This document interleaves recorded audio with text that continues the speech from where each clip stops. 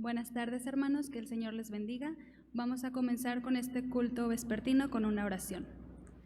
Gracias, Padre, por este día que nos has dado, porque nos has cuidado y nos has protegido de todo mal. Te pedimos, Señor, que este culto sea de tu agrado y que sea como un perfume para tus pies, Señor, que sea también de bendición para todos nosotros. En Cristo Jesús te doy gracias. Amén. Vamos a alabar el nombre del Señor con el himno número 147, La ley de Dios perfecta es.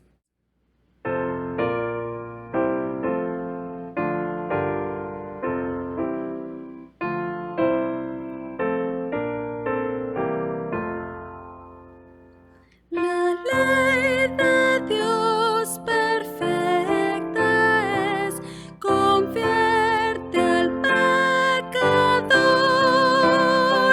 su testimonio es tan fiel que al simple iluminó. Los mandamientos del Señor dan gozo al corazón, tan puro su precepto es que aclara la visión.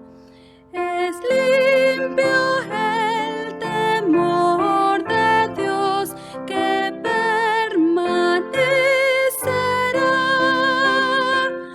Los sabios juicios del Señor son justos, son verdad. Deseables más que el oro son sus juicios, muchos son, aún más dulces que la miel que fluye del panal.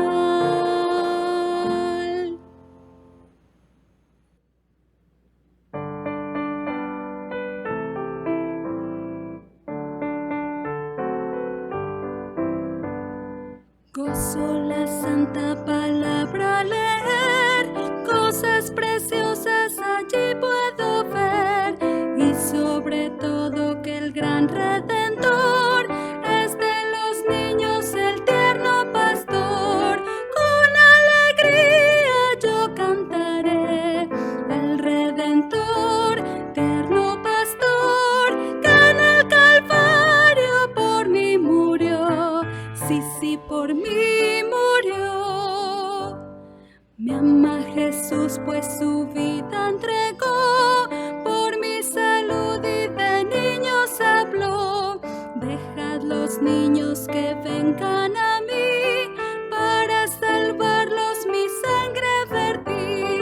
Con alegría yo cantaré, al Redentor, tierno pastor, que en el Calvario por mí murió. Sí, por mí murió. Si alguien pregunta que cómo lo sé, busca a Jesús pecador, le diré, por su palabra que tienes aquí, aprende y siente que te ama a ti. Con alegría yo cantaré, al Redentor, tierno pastor, que en el Calvario por mí murió. Sí, por mí murió.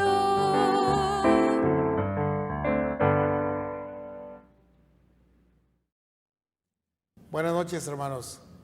Estamos celebrando el culto nocturno de los bautistas, típico de los bautistas, y me da mucho gusto que vamos a estudiar un pasaje localizado en Deuteronomio 5, donde viene la conmemoración del pacto.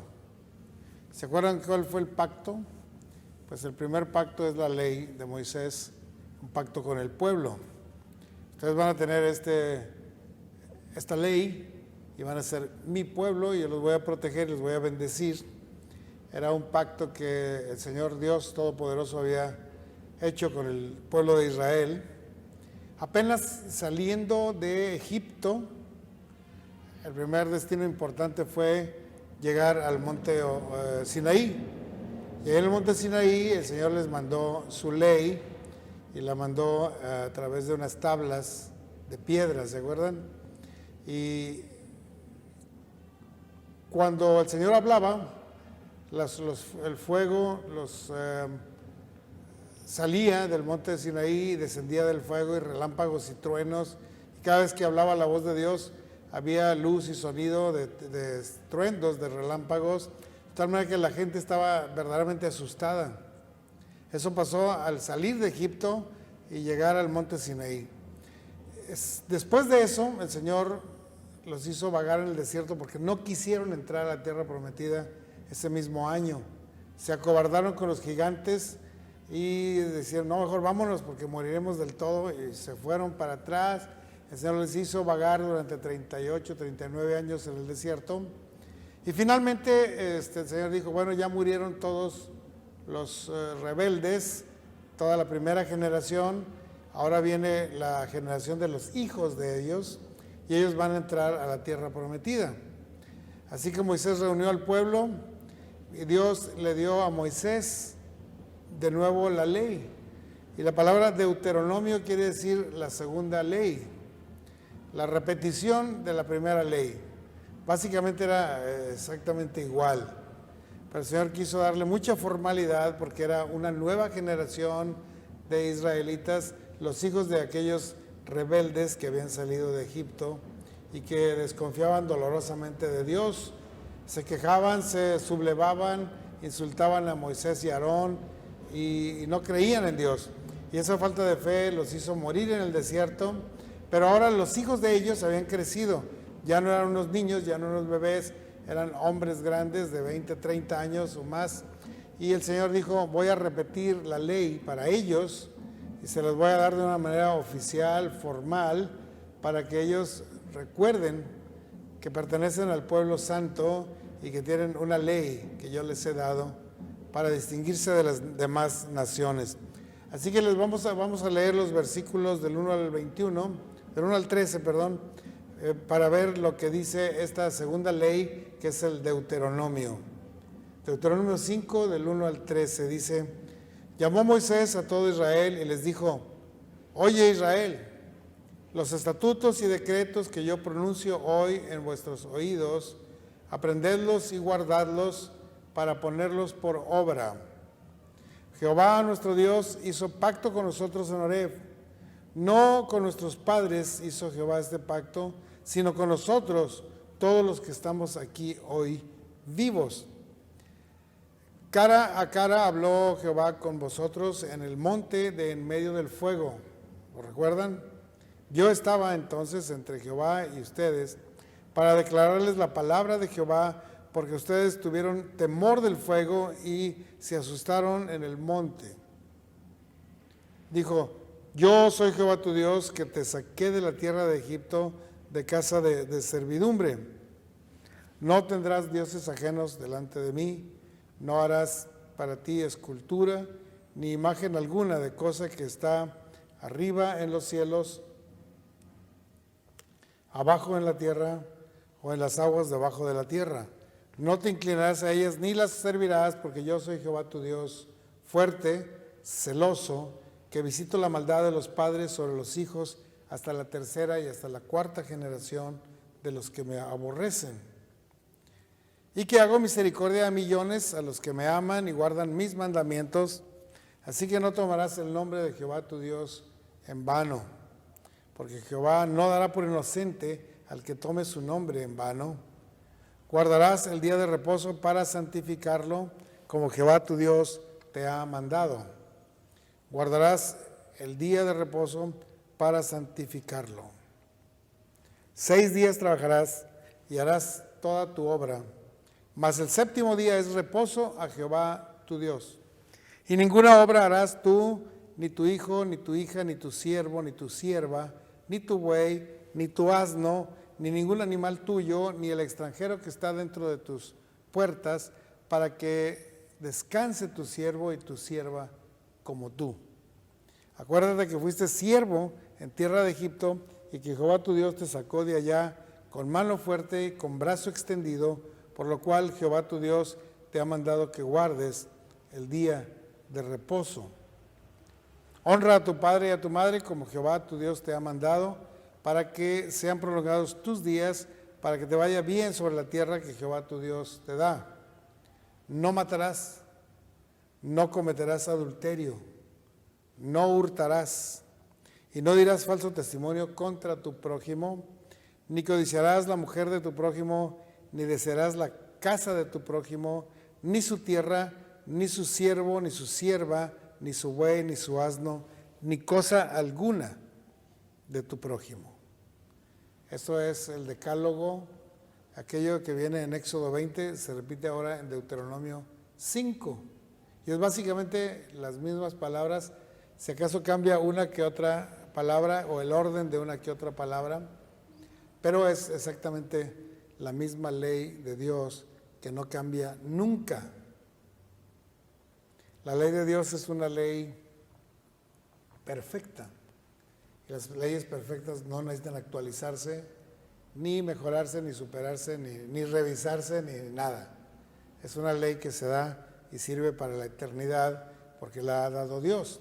Si nosotros hiciéramos algún reglamento, pues sí lo tenemos que estar vigilando cada año y cambiándolo porque son reglamentos de hombres que no tienen eternidad, ni tienen fuerza, ni tienen justicia, ni tienen nada.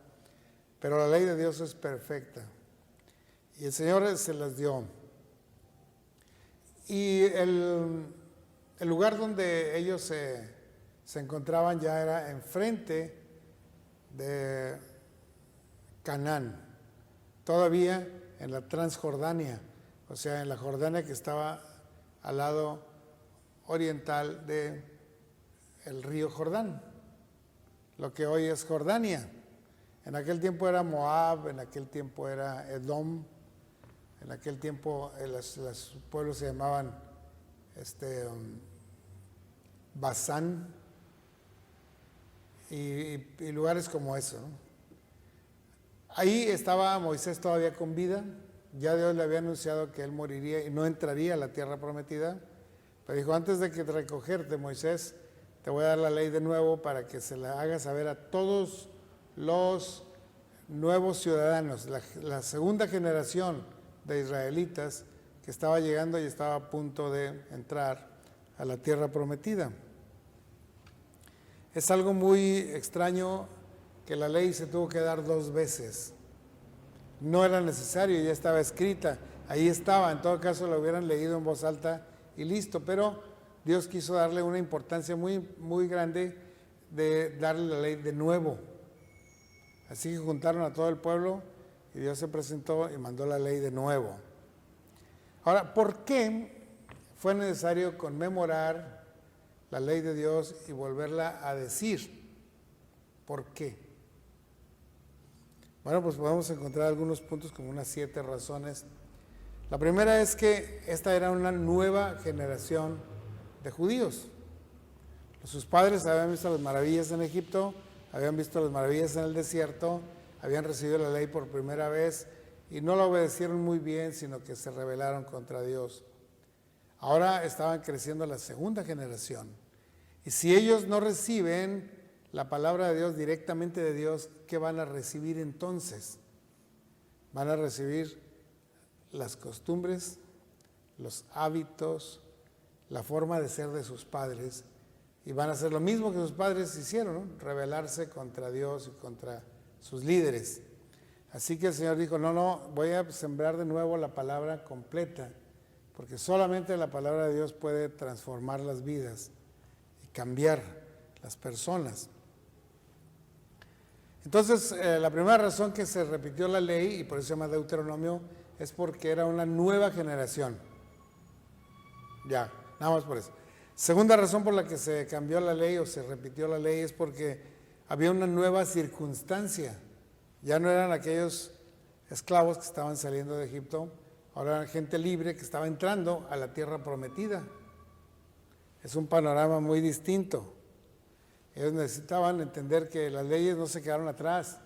Las circunstancias cambiaron, pero la ley seguía siendo la misma. El poder de la palabra de Dios sigue siendo vigente y era necesario recordárselos en este momento de situaciones tan diferentes, ¿no? Tercera razón por la cual era necesario repetir la ley, pues porque estaban a punto de entrar a vivir en la tierra prometida y era necesario tener muy claro cómo se iban a comportar unos con otros, cómo iban a hacer justicia, cómo iban a convivir. Porque los pueblos tenían un modelo muy violento de convivir. Mandaba el más fuerte, había violencia y persecución, se explotaba a los débiles, se abandonaba a los pobres. Esa forma miserable de vivir no debía ser la forma en que el pueblo de Dios viviera en Canaán. Van a estrenar una tierra hermosa, ok, ustedes también deben ser hermosos, deben tener una forma de vivir espléndida, hermosa, como hijos de Dios. Así que ahí les va mi ley, porque la ley de Dios es una ley de amor que hace que seamos amorosos y gozosos y pacíficos y bondadosos. Cuarta cosa por la cual fue necesario repetir la ley formalmente a esta nueva generación, porque la relación y la influencia que iban a tener con los pueblos de esa tierra, los amorreos y los cananeos, iba a ser una influencia devastadora y negativa. Así que era necesario recibir la palabra de Dios para que ellos tuvieran base y no se dejaran llevar de las influencias paganas.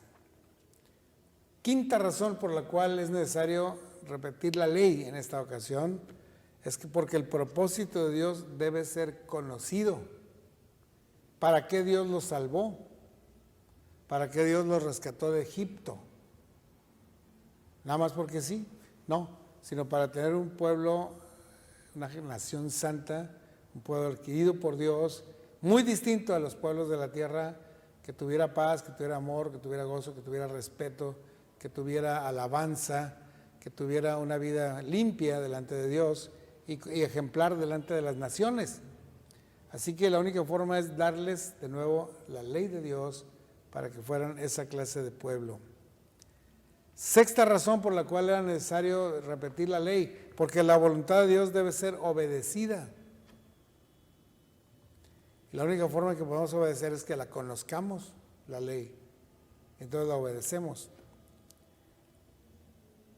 Y última razón, séptima, porque el pueblo de Dios debe ser diferente a lo que es el pueblo del mundo. Muy diferente.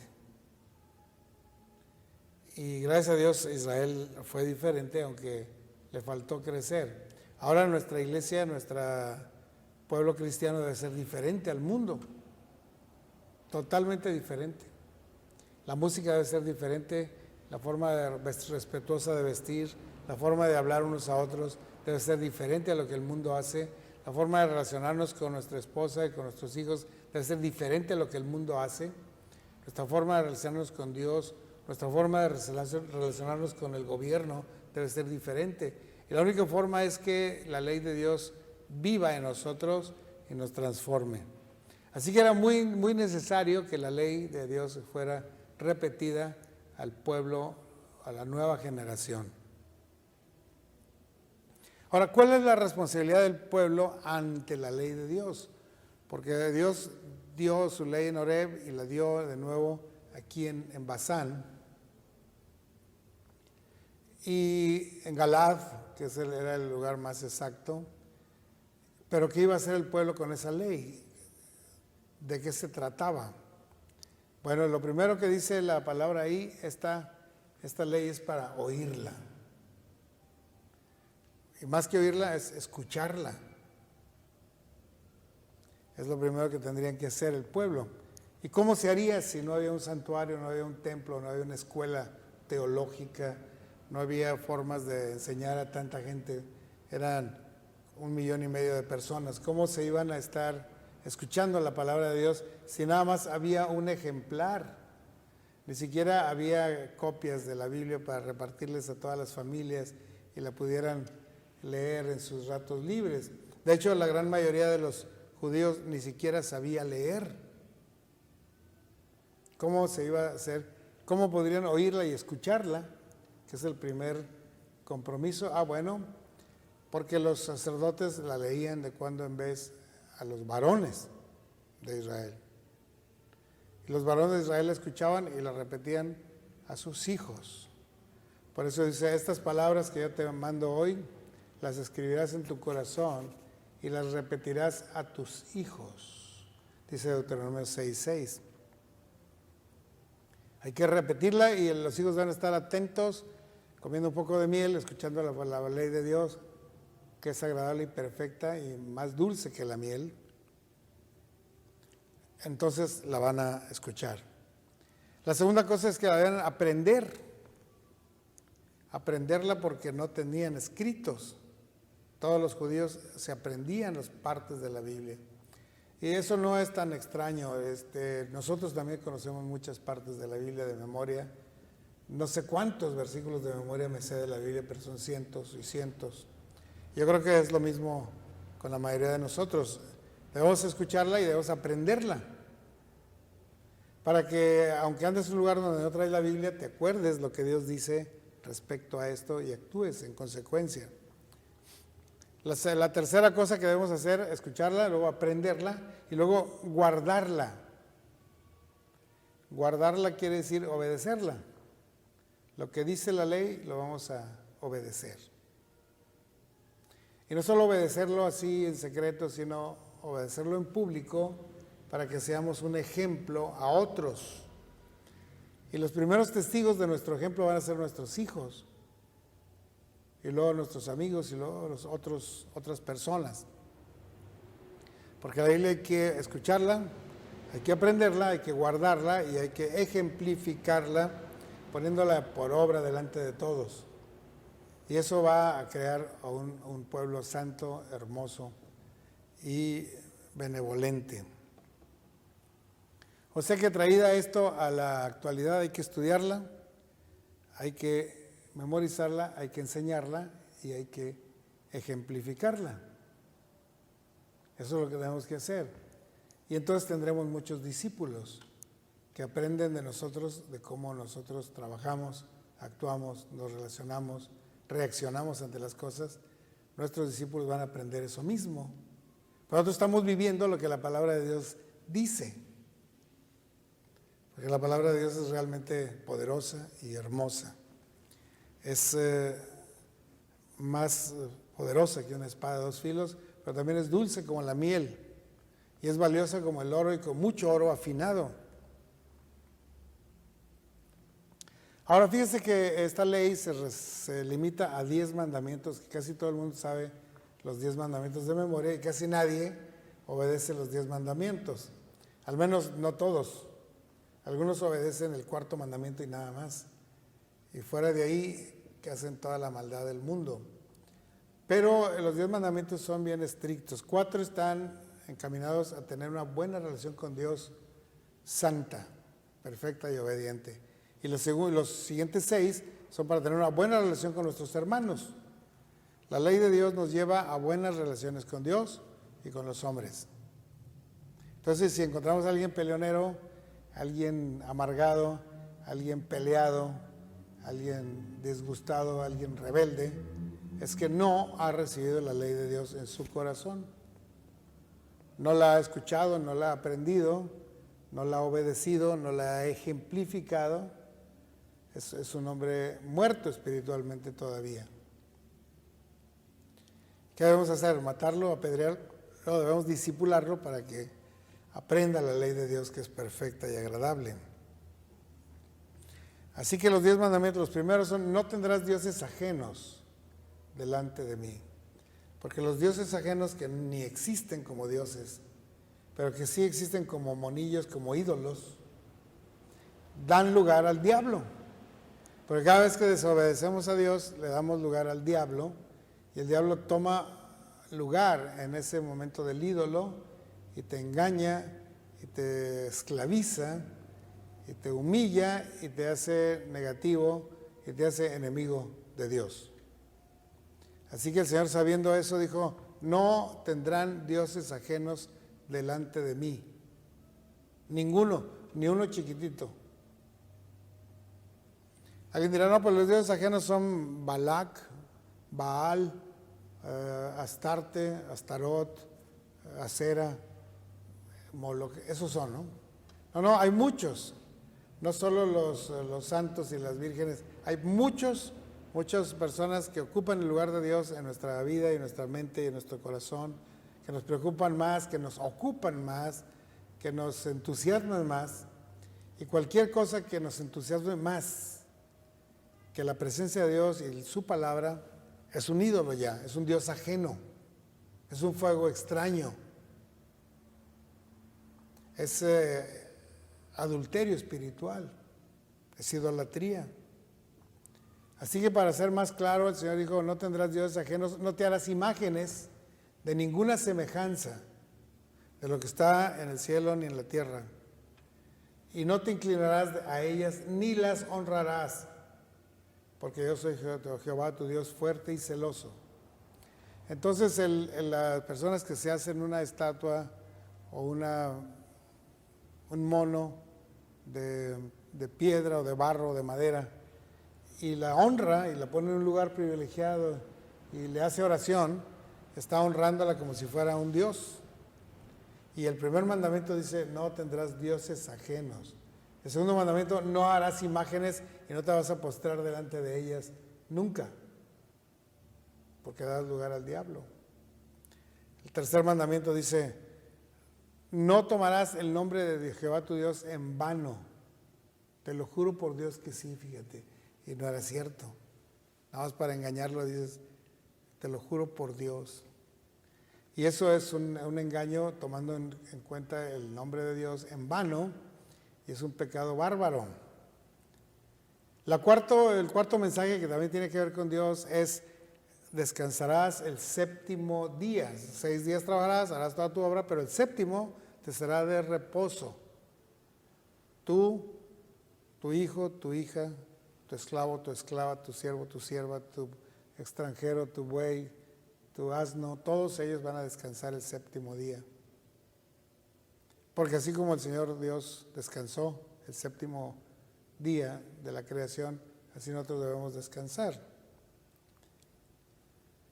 El quinto mandamiento es honrarás a tu padre y a tu madre, y entonces el Señor te dará una vida próspera, larga, duradera en la tierra que te da. Ese es el secreto del éxito relacional, es honrar a tu padre y a tu madre. Si tú honras a tu padre y a tu madre, tendrás éxito relacional con Dios, con tus hijos, con tus clientes, con tus vecinos, con todo el mundo. Porque las personas más importantes las has honrado, papá y mamá, y estás obedeciendo a Dios con eso. El sexto mandamiento es no matarás. Y alguien dice, no, pues yo no he matado, aquí casi nadie mata a nadie. ¿Cómo no? ¿Y los abortos? Ya se han matado desde que fue aprobado y despenalizado el aborto, más de 3,000 millones de bebés han muerto en el vientre de sus madres por el aborto. Así que dice la Biblia, no matarás ni a un embrión, ni a un recién nacido, ni a un niño, ni a un joven, ni a un adulto, ni a un viejo, ni a un anciano que está sufriendo. No matarás. Y ahorita pues ahí está lleno de asesinatos. Aparte de los abortos hay muchos feminicidios y hay muchas muertes en la guerra contra el narcotráfico, y hay muchos muertos por el COVID y muchos muertos de todas maneras. Dice, no cometerás adulterio, porque la relación sexual es una relación tan íntima que debe ser solamente entre esposos, no entre novios, no entre amigos, no entre conocidos, no con prostitutas, sino entre esposos nada más. Ese es el regalo que Dios dio al sexo para el matrimonio. Así que fuera del matrimonio es un pecado flagrante y terrible. Dice, no hurtarás tampoco, no vas a robarte lo que trabajó tu amigo, lo que hizo tu hermano, no te vas a aprovechar de ellos, sino vas a respetar, esto es de mi hermano, esto es de mi amigo. Se lo vas a devolver porque no es tuyo. No hablarás falso testimonio, porque eso incrimina falsamente a tu hermano y hace que otros lo lleguen a matar por algo que tú inventaste. Así que no debemos armar falso testimonio. Y finalmente el mandamiento número 10, que es uno de los más profundos, dice: no codiciarás cosa alguna de tu prójimo. No codiciarás la mujer de tu prójimo, ni su casa, ni su siervo, ni su sierva, ni su asno, ni cosa alguna de tu prójimo. No la codiciarás. Bueno, estos son los 10 mandamientos, todo el mundo lo sabe, creyentes y no creyentes, algunos se los cuelgan aquí. En vez de obedecerlos, se los cuelgan aquí en una pequeña biblita de oro. Y ahí tienen el mandamiento 1, 2, 3, 4, 10. Y piensan que eso es suficiente, ¿no? Traer colgando un dije de los 10 mandamientos. Pero el Señor lo que quiere es que los obedezcamos. Otras leyes surgieron en aquel tiempo entre los sumerios, entre los Hammurabi, los egipcios y otras culturas. También tenían sus leyes morales, civiles. Y si comparamos aquellas leyes que hacían los vecinos, las otras culturas, con la ley de Dios, se parecían mucho. También prohibían el adulterio, también prohibían el asesinato, también prohibían robar o el decir mentira o deshonrar a sus dioses. Sin embargo, la ley de Dios, la ley que Dios dio a Moisés, se diferencia en 2 mandamientos. Quiero que se los aprendan, porque la próxima vez que los vea, hermano, le voy a preguntar cuáles son los 2 mandamientos que la ley de Dios tiene y ninguna otra ley las tiene. De los 10 mandamientos, ¿cuáles son los 2 mandamientos que no están en las otras leyes? Ni están en la Constitución Política de México, ni nada. Ahí les va, no les voy a decir una vez, apréndanselo. El primer mandamiento que no está en la ley en ninguna otra ley es que no tendrás dioses ajenos delante de mí. Eso solamente el Señor lo dice. Las otras religiones ni dicen eso. Las otras religiones tienen un montón de dioses ajenos y se gozan en ello. Y se olvidan del verdadero Dios. Pero la ley de Dios dice: no tendrás dioses ajenos delante de mí. Así que es importante, ¿no? Es un mandamiento distintivo del pueblo de Dios, que no tiene otros dioses, ni otros ídolos, ni otros intereses mundanos que nos distraigan. ¿Ok?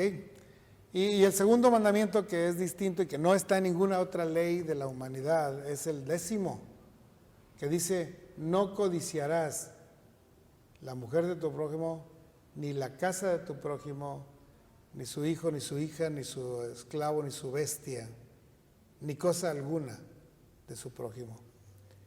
¿Por qué no estará en otras leyes? Por otras leyes dice: no robes. A lo mejor lo deseas, pero no lo robes. A lo mejor deseas la mujer de tu prójimo, pero no la has tomado. Estás bien. Pero el Señor dice: no desearás, no codiciarás. Quiere decir que va más adentro, es un mandamiento espiritual, que tu pensamiento no se vaya hacia allá. Evítalo. Todas las leyes morales son semejantes en las diferentes culturas, pero 2 mandamientos son distintivos: no hacer imágenes ni honrarlas de dioses falsos, y no codiciar a las cosas de tu prójimo.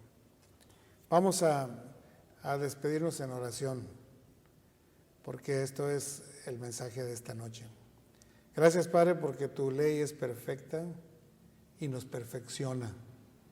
Porque tú la dijiste al pueblo saliendo de Egipto y la repetiste antes de entrar a la tierra prometida. Y luego el Señor Jesús la ha repetido a través del Sermón de la Montaña para que entendamos qué profunda es tu ley y qué transformadora es. Señor, haznos más obedientes a tu ley, a tu palabra. Que nuestra vida vaya creciendo en perfección, en sinceridad, en verdad.